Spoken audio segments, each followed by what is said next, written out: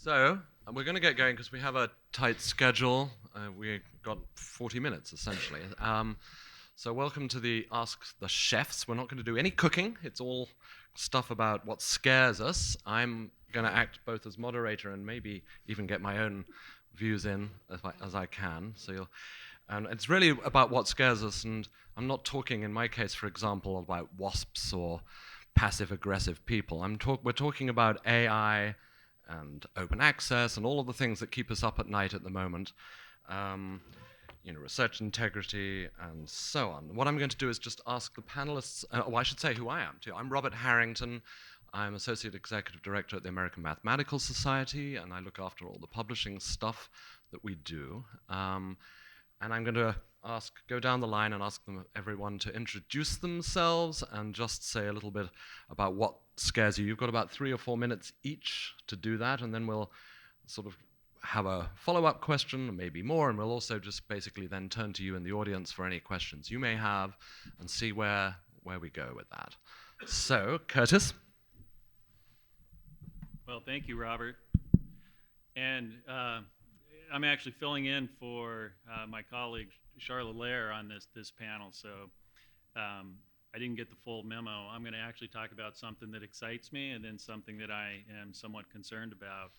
So last week we got news that about the launch of what some are calling Plan S 2.0, and I think this has actually been something that's been in the works for a couple of years. If you look at what Johan Roerich has been doing there, the support for Diamond and a lot of the work that they've been doing, Plan S and Coalition S have been taking a turn toward this more, I would say, a more Diamond, a more community kind of scholar-owned direction. And I'm Curtis Brundy, I'm from Iowa State, and I oversee collections, scholarly communications. And for us, this turn with Coalition S is so much more in alignment and agreement with what we want to do and where we want to go with scholarly communications. So we're actually very excited about it. So I'm very active with the Subscribed Open Community of Practice, and going back about 2 years ago, Rod Cookson kind of led from the Community of Practice conversations with Coalition S about how are we going to get some of this funder money coming in to support Subscribed Open publishers. And there was, at that time, no mechanism to do that. So I hope that with this change in direction, they figure out how we're going to move some of this funder money to the publishers that are actually doing the equitable models and the Diamond. I think it's a big question of how we're going to do that. So I'm not going to say I'm afraid of that, but I think it's work ahead, and I am excited that Coalition S, with their new direction and what they're trying to do. So now about artificial intelligence. Again, this isn't something that I'm afraid of. I just think it's one where we need to move fairly quick to get ahead of this exponentially, growing technology. And from my seat, the things I've been thinking about is one, by far the most impactful, powerful AI story that I have heard is what DeepMind did with AlphaFold. So when they took AlphaFold and they solved the protein folding problem, and we went in 5 years from having 150,000 defined protein structures to having 200 million defined protein structures. You want to talk about a knowledge explosion. I mean, that is it. And then what DeepMind did with the European Bioinformatics Institute in taking those 200 million predicted proteins and putting it out in an open database where any researcher in the world can go and look at those predicted structures. I mean, that is just a magnificent success story for AI. We spend all of our time, I feel like since November, talking about ChatGPT, but to me, the scientific breakthroughs that are coming with AI that are going to be coming to campuses like mine, that's what I'm concerned about getting ahead of. What is the role for the research library in curating, preserving, and making accessible this explosion of knowledge that's coming our way? And then the second thing I would say about AI that we've been giving a lot of thought to is the ethical side of it. And what should we be doing in our organizations in order to put in place ethical frameworks, ethical principles that will help us make decisions on which kind of tools we're going to adopt, how we're going to assess those tools, how we're going to think about privacy, how we're going to think about transparency with our users around which tools we're using, and thinking about like the anxiety I'm already feeling coming off of my staff, my metadata librarians who see, they're smart people. They see automation in their future, and they're concerned about it, and they should be concerned about it, because this is not all going to be augmentation. So now I'm slipping into, not my fear, but I am feared. I have some fear for my folks. If we're going to see in GPT-5 like an order of magnitude improvement over GPT-4, people are going to lose their jobs over this. And I feel like that's an ethical issue. And I feel like on the front end, we need to adopt some frameworks and have some things in place. So when we need to have those tough conversations, we're coming from a place of sound ethics and sound deliberation, because this is going to impact people's lives. So not something I'm afraid of, but something I think that's a big deal. I'll stop there. Okay, Alice Meadows. Hi everyone, I'm Alice Meadows. I'm one of the co-founders of the MoreBrains Cooperative, which is a small scholarly, can you hear me all right? A small scholarly communications consultancy that specialises particularly in sort of open research, open scholarship. But my background before that was in scholarly publishing and then research infrastructure. So probably no surprise that part of what I'm going to talk about is a sort of research infrastructure take on things. But I think kind of big picture, one of the things that really scares me, worries me, is trust and the lack thereof in many aspects of our life, both our sort of, outside working life, but also within our working lives. And that includes things like research integrity, or the challenges around research integrity, and a lack of trust in many of the sort of scholarly outputs that we're all in some way responsible for, either producing, disseminating, curating, whatever. But also, sometimes a lack of trust between the different players within our system. On the sort of more plus side, I think that a lot of the solutions, by no means all of them, but a lot of the solutions we need for this are already kind of in place. I do think a strong, rigorous, open research infrastructure can solve or address a lot of the problems that we face, and there are a number of people in this conference, in this room, who I know are already working on that. So I think we have part of the solution there, but I think we're a long way from actually implementing that the way that it needs to be implemented in order to rebuild and restore trust in scholarly outputs. And I say that partly, I think of myself as a relatively well-educated, well-informed person, but even I have problems distinguishing between what's real and what's not real on the internet these days. So, it's confusing for people, and then when you layer in other issues like, people's political views and things on top of that, I think there is real reason to be anxious about an overall lack of trust within our society. I am going to slightly cheat and also say one other thing that worries me, which is sort of tangentially related, but the sort of the crisis in the humanities and the lack of investment in humanities, I think, is also, we should all be alarmed by that, because no discipline exists in isolation, and actually the sciences won't work without a sort of humanities spin on them, in my view. So, for example, applied science, you can't deliver science into the community without thinking about humanities and social sciences as well. And I think not enough is being done to address some of those issues. So that's another fear. Okay, thank you, Alice. We'll come back to more on that. Would you like to go, Todd Carpenter? All right, hi everyone. Thanks for joining us on a lovely afternoon in Charleston. So my name is Todd Carpenter. I'm the Executive Director of NISO, the National Information Standards Organization. At the risk of sounding like a Luddite, which for those of you who know me, that's absolutely not the case. And I'm certainly not at the point of dismissing the advances in generative artificial intelligence in any way. But I don't think that artificial intelligence is the next cryptocurrency, right? But I think we are at the very beginning of the traditional Gartner hype cycle, and we are in the hockey stick up and to the right approach here. There are certainly a lot of opportunities with the generation and the opportunities with natural language models and generative AI. But I think it's important to reflect where we stand here. How many of you still have cryptocurrency in your Bitcoin wallet? Nope. That was a huge thing 18 months ago. Is your smart assistant ordering your groceries in your refrigerator? That was also a big thing. And if we keep going back, linked data has not solved every search query problem. There's an interesting, for those of you in the BibFrame world, there's a lovely chat on the BibFrame listserv this week about, is BibFrame completely useless? Social media, for example. How many of you have turned off your Facebook accounts because it's annoying? It's still useful in some respects, but did any of you stop going to movies because did you skip Barbie or Oppenheimer this summer in a movie theater because you could stream it from your TV? A few of you. But then you couldn't wear pink. You can wear pink. Well, you could. Jennifer but Regal.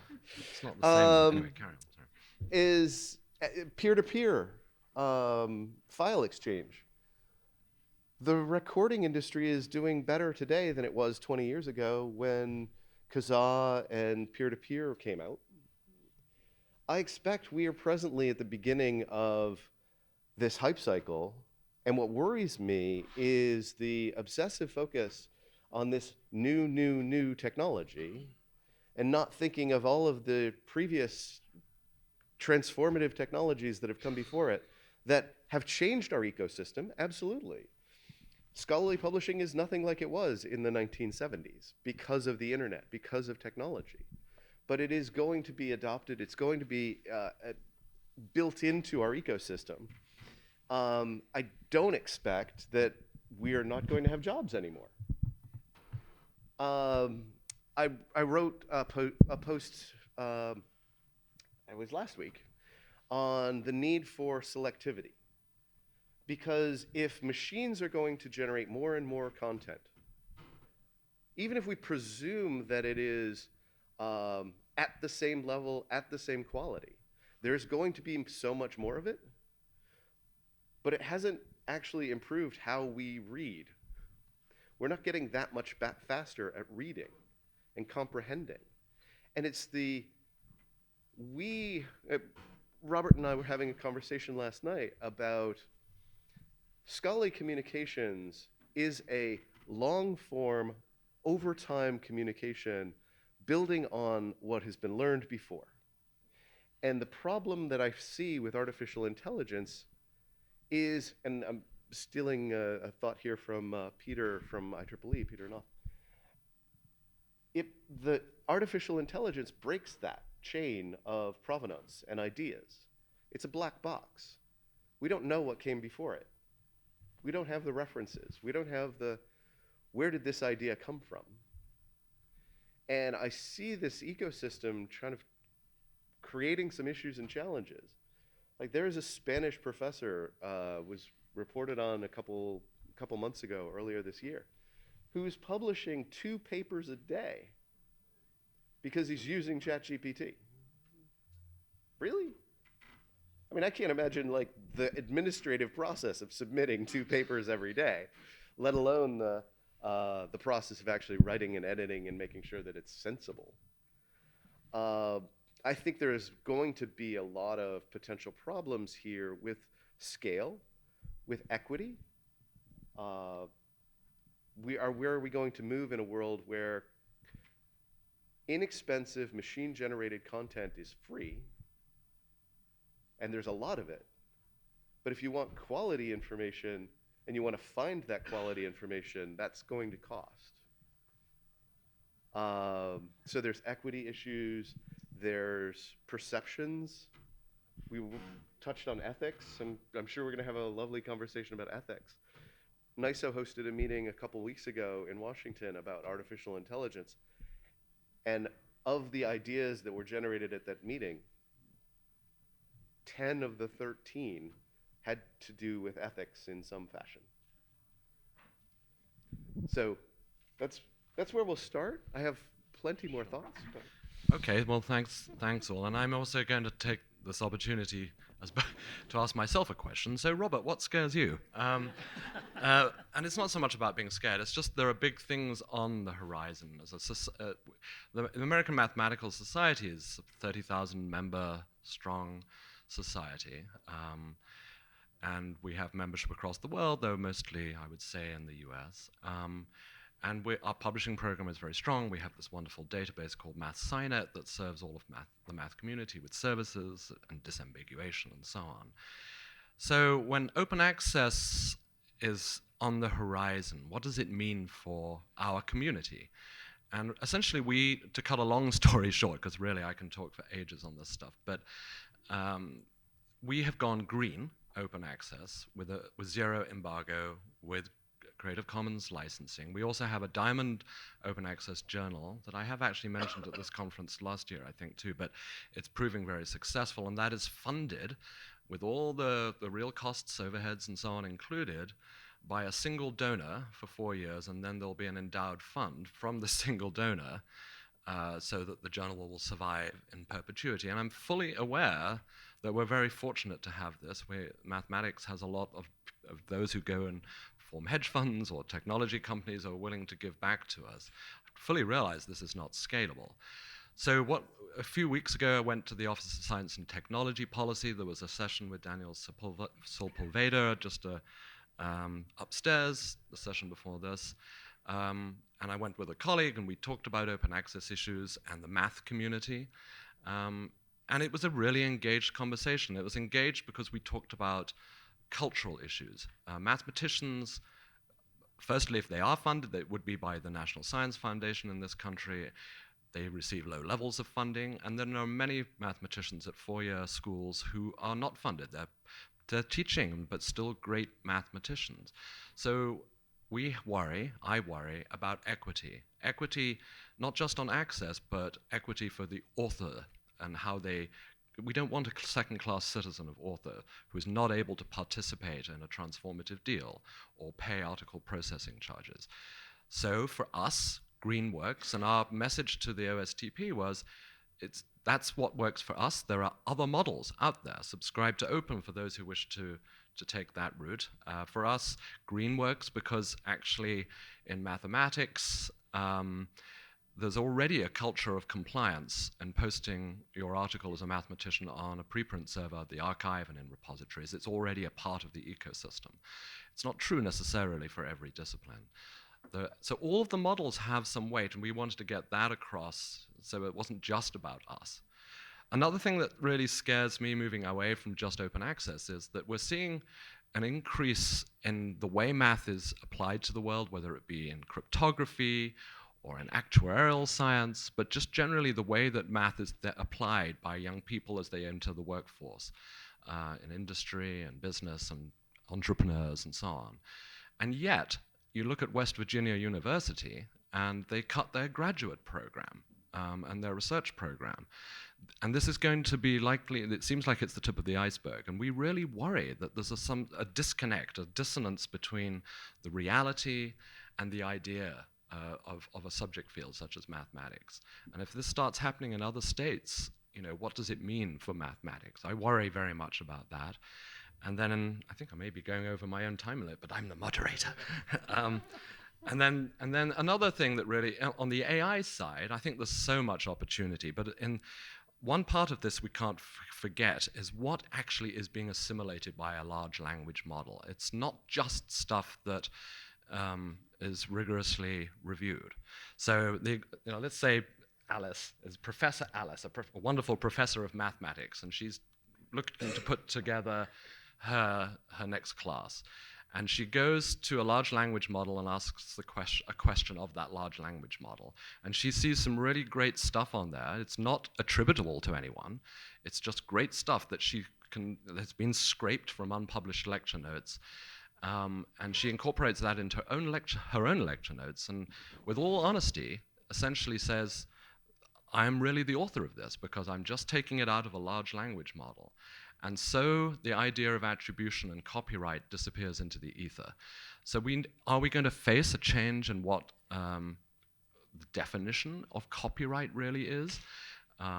Or are we going to I'm not sure I'm completely on board with trying to do lots of lawsuits either, because that's not going to get anybody anywhere.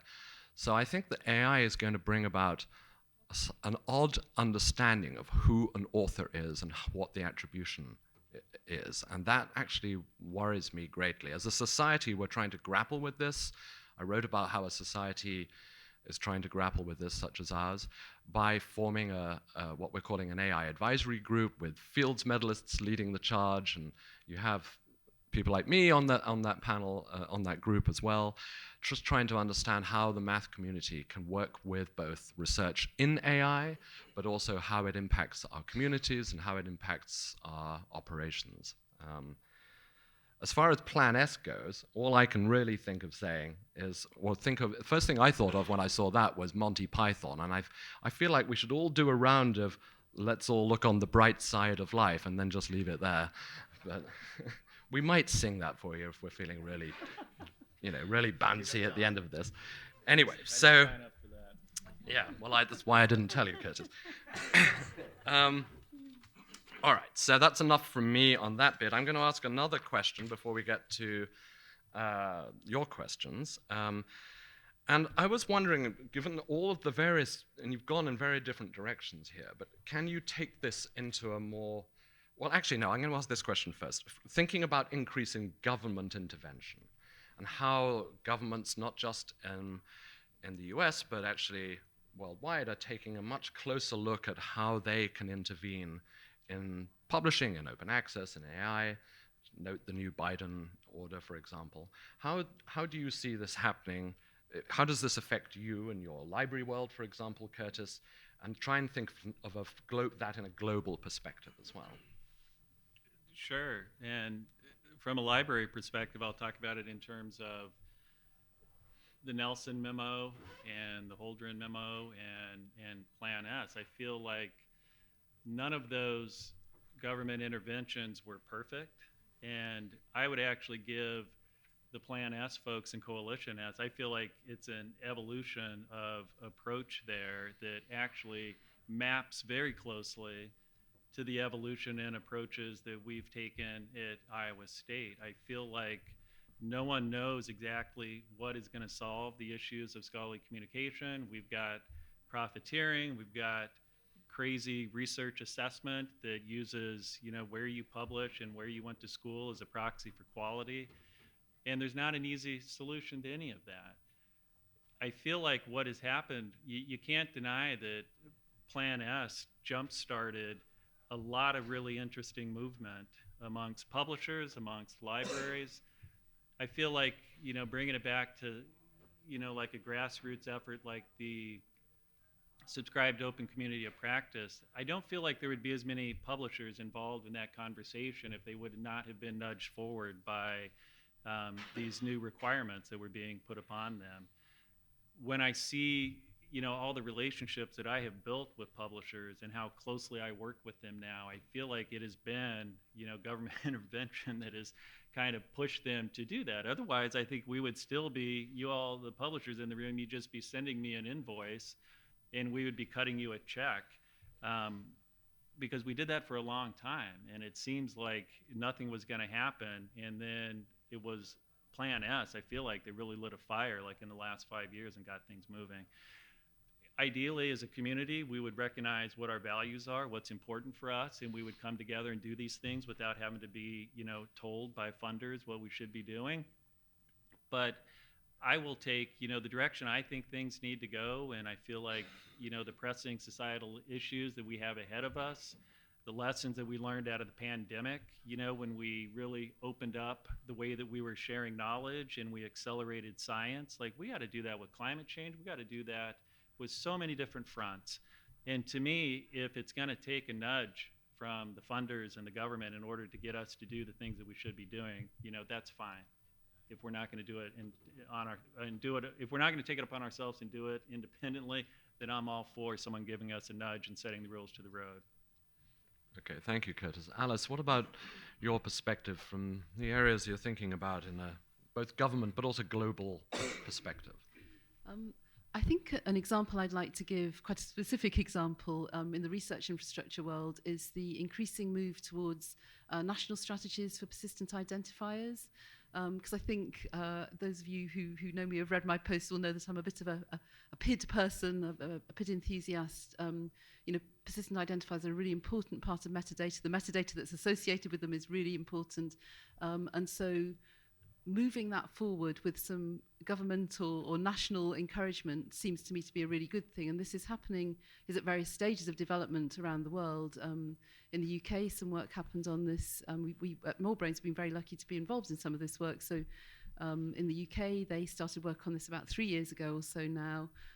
Australia has been doing some work, Canada, in Ireland. There's probably about 15 countries around the world who've been brought together actually by the Research Data Alliance has had a working group for national PID infrastructure organisations. And I see this as a really powerful way of just encouraging a sort of a route towards improving metadata and improving the adoption of persistent identifiers. So that's a kind of quite a specific example of what's happening globally. It's happening kind of in individual countries, but with this somewhat joined up approach that so far has been facilitated by the RDA.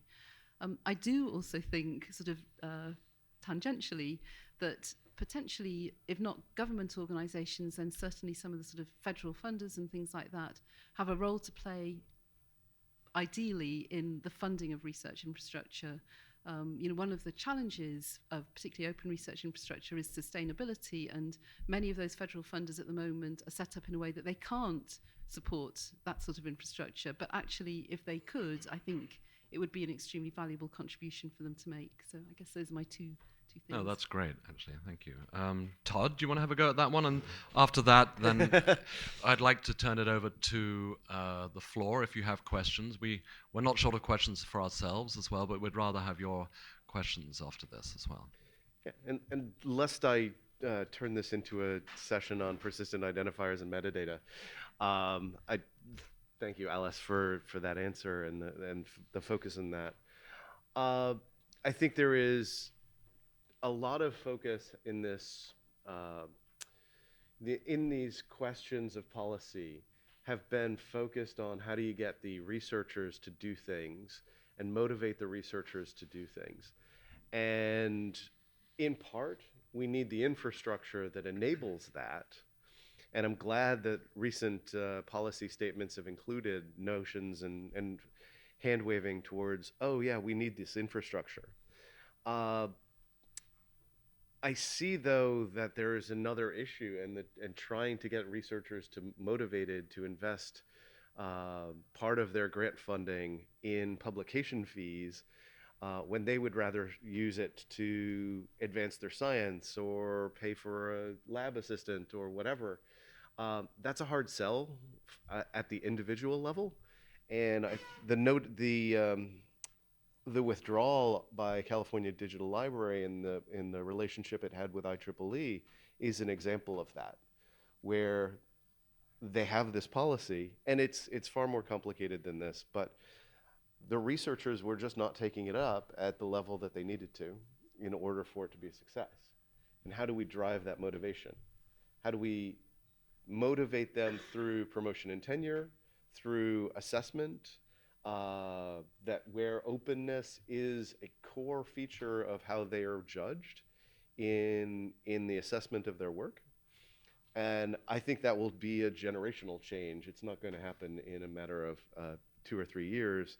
And even if there was a policy, it would still take a number of years to do. And on the AI side, the Biden administration announced a policy with regard to artificial intelligence. Again, I'm kind of worried that if we're focusing on regulation too early in the process. We don't know what the consequences of some of these decisions are or will be. There were many consequences to Plan S and the work of Coalition S. And what are the long-term implications of that for the entire scholarly communications infrastructure? And are we thinking about the second, third order issues that these changes in policy affect?